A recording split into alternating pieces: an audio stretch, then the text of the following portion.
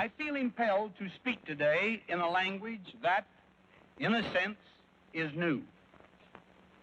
One which I, who have spent so much of my life in the military profession, would have preferred never to use.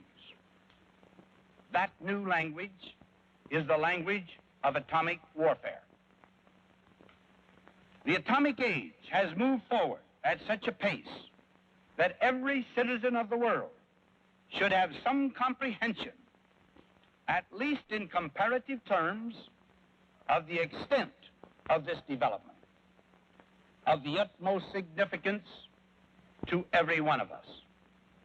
Clearly, if the peoples of the world are to conduct an intelligent search for peace, they must be armed with the significant facts of today's existence.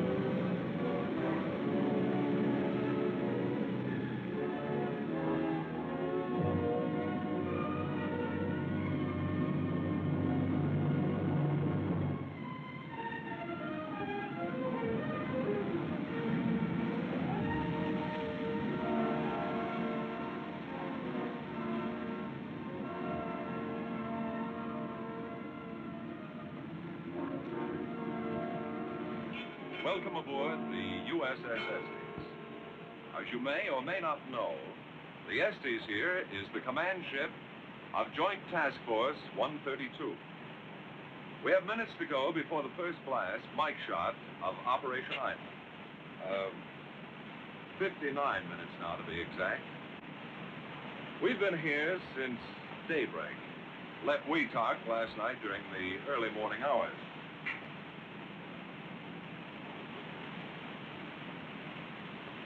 Now, as you can imagine, feeling is running pretty high about now, and there's reason for it. If everything goes according to plan, we'll soon see the largest explosion ever set off on the face of the Earth. That is, the largest that we know of. In the time between now and H-hour, I'd like to show you around, if I may, and introduce you to some of the people connected with this operation, and in general, piece together the events which have brought us to this point. To start off, I'd like to show you something over here. You realize there are many miles of ocean between us and Eniwetok atoll. To know what's going on back at the atoll, these antennas are receiving televised signals and are giving our men here a second-by-second account of what's happening on Shot Island. The television receivers are in here, in the control room. Well, this is it. This is the control room. I'd like to have you meet Mr. Stan Burris, the commander of the scientific task group.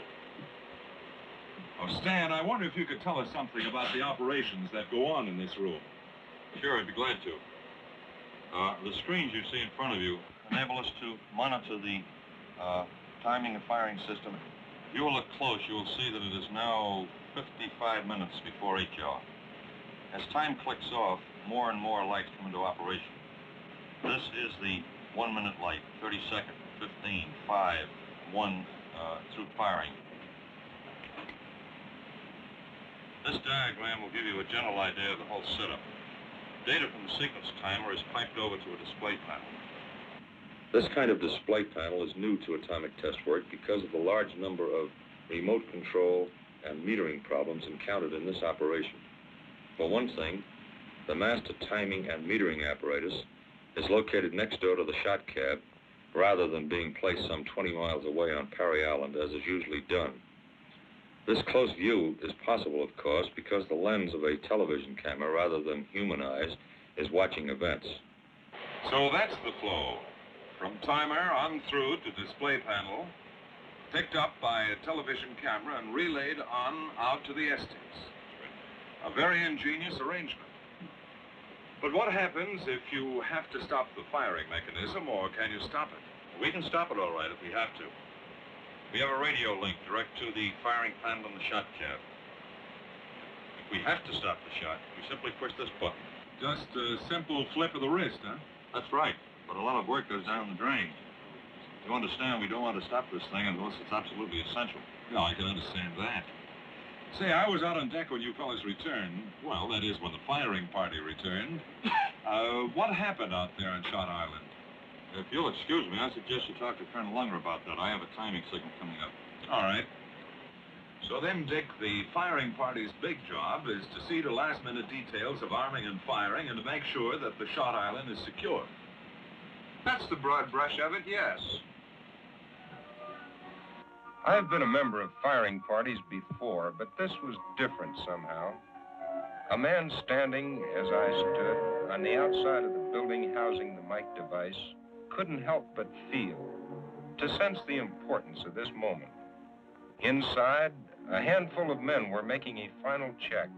Were arming a device which could be the key to a new era in atomic weaponeering. I don't know just how the others felt, but I felt small when I thought of the experiment being readied inside. This one test could take us out of the realm of kilotons into the fantastic world of megatons. And then, at H-6 hours, the job was finished. The mic device was on its own and ready. We made the run from Shot Island down to the anchorage of the Estes off Parry in a fast crasher. Soon after, the Estes made way through the deep entrance between Parry and Japtan Islands, out to a point 10 miles southeast of Parry, the rendezvous area of the task force ships. We finished our job at the cab, came over the side, and here we are. Not long ago at Los Alamos, I was talking to Dr. Alvin C. Graves, head of the test division there. He's on board now in Flag Plot as the scientific deputy to the task force commander. He's one of the men who can tell us about the thinking behind this operation. The Shot Island is about over there? That's right. It's generally north and west of us. For the past half hour, the ship has been headed directly toward the Shot Island and will continue to do so until shot time.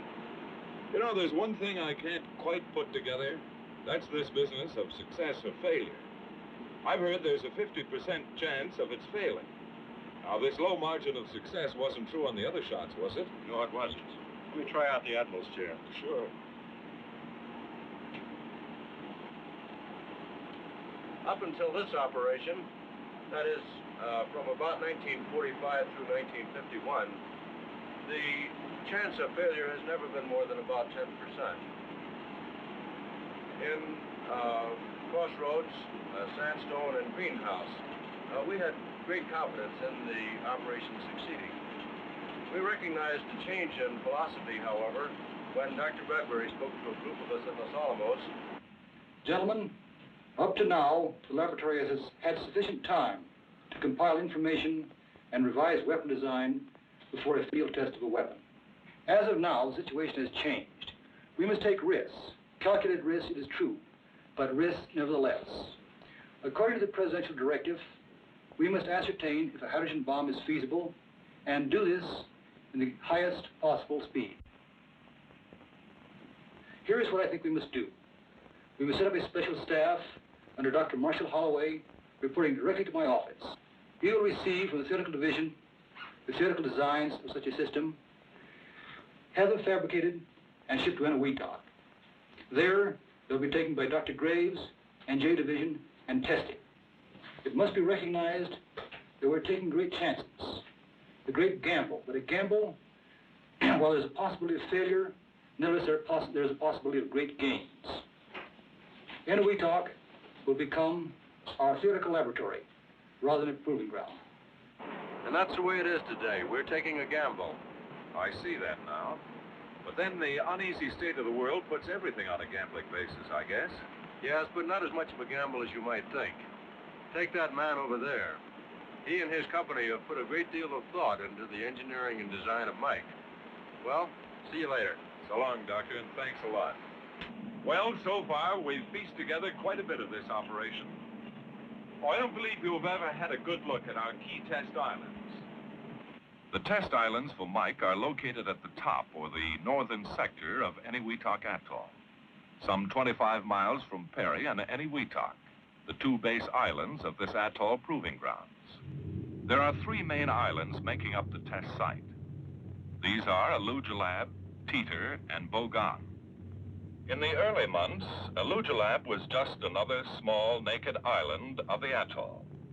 But by midsummer, it began to look like the thing it was selected for, a shot island. Actually, the cab, so called because it houses the weapon, is not a cab at all, but a building set flush to the ground. It has all the earmarks of a common workshed, but in reality is a laboratory building set on a Pacific atoll. This, as you have probably gathered, is joint operations.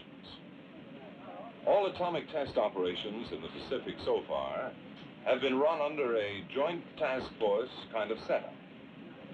Operation Ivy is using the same organizational structure as Greenhouse. 4 task groups: Scientific, Army, Navy, and Air Force. Members of these groups are here now, sifting and coordinating the many details of this joint operation, and passing key information topsides to the command level. The Army is... Broadway 2, 4 Cape Cod has radar contact scum. The Army is the executive agent on this operation, just as the Air Force was on Greenhouse and the Navy on Crossroads before that. At this point in our story, it's necessary to understand the effort behind the collecting of measurement data. For what good is a test unless we can learn, can profit from the experience? Highly specialized, sometimes costly instruments help scientists bring home this vital data. An outstanding example of such specialization is the use of a helium atmosphere box by the Naval Research Laboratory. The plywood tube, looking like a train of boxcars, runs from the shot island across the causeways to a detection station on Bogan, a distance of nearly 2 miles. In addition to the diagnostic kind of measurement, many studies are being run on the effects expected from a high-order detonation. These projects are being conducted jointly by the AEC and the Department of Defense. As always, there are many questions to be answered. Classical, routine questions, and special, pertinent questions pertaining to the hydrogen device, Mike. The story of heat or thermal radiation needs continued study. The ever-interesting history of neutrons will be recorded. What amounts of external neutrons are present? And what is their energy distribution? Because of the expected size of the shot, the fallout problem is being extensively analyzed. H minus 5 minutes. The shock wave will not arrive for several minutes after 0 time. Keep firm footing until after the wave passes. Our latest obtained upper wind sounding from Eniwetok You've been here before, flag block. shows distinctly that That's General Clarkson, the task force commander, and General Walk, chief of staff. The scientific deputy, Dr. Graves, you've already met. followed by again west. Captain Paul is deputy for naval operations, Dominating to all levels. and General Wise, deputy for the Air Force. As you've gathered, a weather briefing is taking place. I should say another weather briefing. You've probably heard many times before how important the weather picture is in an atomic test operation. Weather can make or break a test shot. That's why you want to know up to the last moment just how you stand with the elements. Feel that this is a valid forecast. The problem this time is especially acute because this entire area of the Pacific is subject to radiological fallout. And this area is inhabited by some 20,000 people, plus, of course, the ships of this task force. That's why the RadSafe officer works hand in glove with the weather officer. Oh, by the way, to help you understand this problem, these weathermen are covering an area larger than the United States, with 10 weather aircraft and 11 fixed weather stations. To put it mildly, that's quite a territory to cover. Let's listen in, shall we? Any chance of showers? Not within the next 48 hours over the entire Marshalls. How about cloud cover? A few cumulus move in, but if we go off on schedule, nothing to bother the operation. Are you satisfied from the radiological standpoint, Commander Maynard? Yes, sir. The situation is ideal since the entire fallout pattern is to the north of the inhabited islands. Thank you, gentlemen. The time is now H-2 minutes. Okay, I'll check the staff. -2 minutes. Why, sir? You have a grandstand seat here to one of the most momentous events in the history of science. In less than a minute, you will see the most powerful explosion ever witnessed by human eyes. The blast will come out of the horizon just about there. And this is the significance of the moment. This is the first full-scale test of a hydrogen device. If the reaction goes, we're in the thermonuclear era. For the sake of all of us, and for the sake of our country, I know that you join me in wishing this expedition well. It is now 30 seconds to 0 time. Put on goggles or turn away. Do not remove goggles or face burst until 10 seconds after the first light.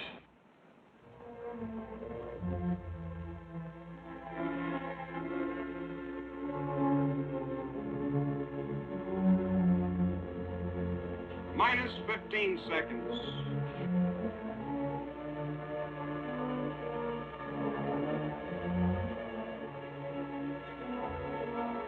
-10 seconds. 9, 8, 7, 6, 5, 4, 3, 2, 1, T0.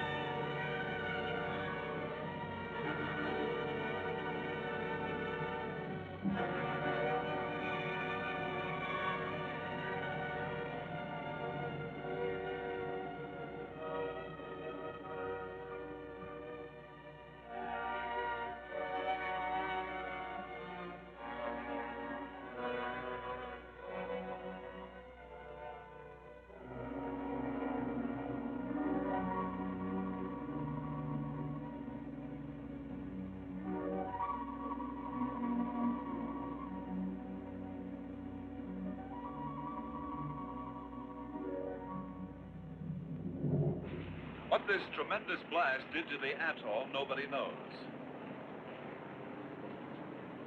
Re-entry parties are leaving the Rendova now by helicopter. The Navy Task Group, commanded by Rear Admiral Wilkins, has the problem of providing the means to re-enter shortly after the blast to get exposed film, samples, and other scientific data. Since no land mass is available, the problem is complicated. Re-entry must be from a ship. Further, fallout will be very high, starting at about M+1 hour.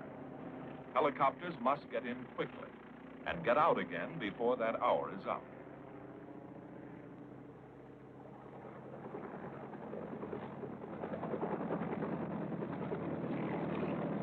One survey group is leaving here from the Estes. I can't go along, but you can and see for yourselves through the eyes of the camera what has happened back on the atoll.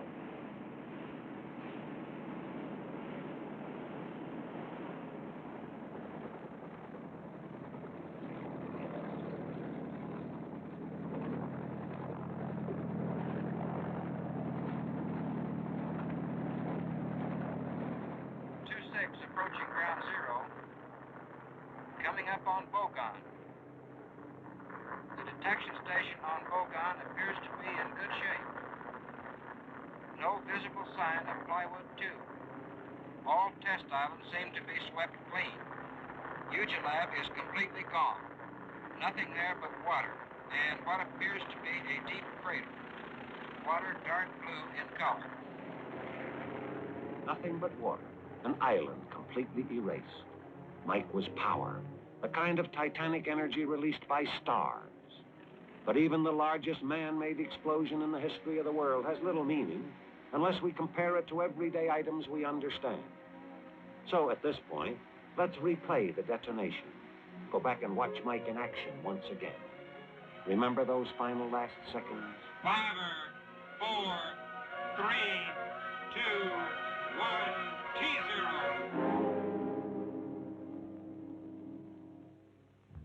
This is the largest fireball ever produced. At its maximum, it measures about 3 1/4 miles in diameter. Compared to the skyline of New York, this means that with the Empire State Building as 0 point, the Mike fireball would extend downtown to Washington Square and uptown to Central Park.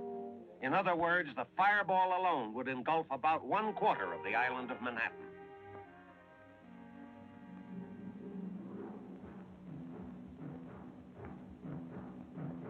The tremendous upsurge of air from the detonation rapidly pushes up the Mike cloud. Again, nothing of this height and width has ever before been witnessed. If the picture is stopped at this point in the cloud's growth, the height of the cloud is approximately 40,000 feet. This means that 32 Empire State Buildings at 1,250 feet per building could be piled one on top of the other before they would attain the cloud's height at this time, roughly 2 minutes after 0. Some 10 minutes later, the cloud approaches its maximum. At this time, the mushroom portion of the cloud has pushed up to around 10 miles and spreads out along the base of the stratosphere to a width of about 100 miles, while the stem itself is pushed upward deep into the stratosphere to a height of about 25 miles. The results of this tremendous power can be shown at the atoll. Here is an aerial photo of the test area of the atoll before the blast. And here is the same area after the blast, showing the crater caused by Mike. The outlined island in the center is former Eniwetok, the 0 island. Sections of the islands on either side have been chopped off. The crater is roughly 1 mile in diameter. When it is illustrated that some 14 Pentagon buildings could be comfortably accommodated in this hole, the size of the Mike crater becomes more real. In profile, the crater gradually slopes down to a maximum depth of some 175 feet, or equivalent to the height of a 17-story building. The lateral destructive effects are the greatest yet observed from a single explosive device. Without getting into the areas of target evaluation or secondary effects, it can be safely assumed that there was complete annihilation within a radius of 3 miles, or out to and including all of Enjabie, that there was severe to moderate damage out to 7 miles or down to Ruggiero, and that light damage extended as far as 10 miles or down to Runnet. Relating this area of damage to a city like Washington, D.C. would present a picture something like this. With the capital as 0 point, there would be complete annihilation west to Arlington Cemetery, east to the Anacostia River, north to the Soldiers' Home, and south to Bowling Field. Complete annihilation, and that is mentioning merely the primary damage.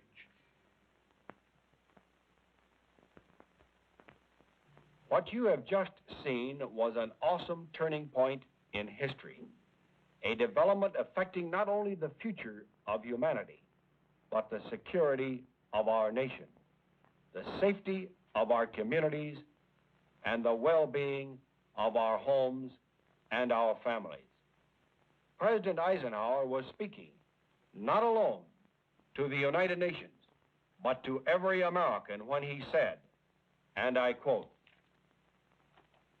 "Let no one think that the expenditure of vast sums for weapons and systems of defense can guarantee the absolute safety for the cities and citizens of any nation. The awful arithmetic of the atomic bomb does not permit of any such easy solution. Even against the most powerful defense, an aggressor in possession of the effective minimum number of bombs for a surprise attack could probably place a sufficient number of his bombs on the chosen targets to cause hideous damage." End of the quote. Consequently, our national civil defense effort must concern itself with three major factors. One, intensified civil defense preparations to reduce the loss of life, property, and production. Two, greater personal preparations for your recovery and for that of your family. Three, our moral determination to fight back and to win if war should come, even in spite of our efforts for peace. In light of the picture which you have just seen, I ask you to ponder these concerns in your heart and in your conscience as a responsible American citizen. Two courses of action must be followed on the long and difficult road to peace. First, unceasing efforts to reach international agreement upon such a sound proposal as President Eisenhower made to the United Nations for the constructive use of atomic energy in the service of all mankind. This requires better and deeper understanding of the problems it faces upon the part of the American public. Second, prudence dictates steadfast preparation by us at home to back up our president as he goes into the councils of the world in order that he may lead from strength, strength based upon an assurance that the American people are prepared to withstand any assault. This is no simple thing to do. It requires personal dedication and diligence in civil defense as a safeguard until that day when a just and lasting peace may come to the world. This we can do. This we must and we will do as Americans, determined to protect and advance America and free people everywhere.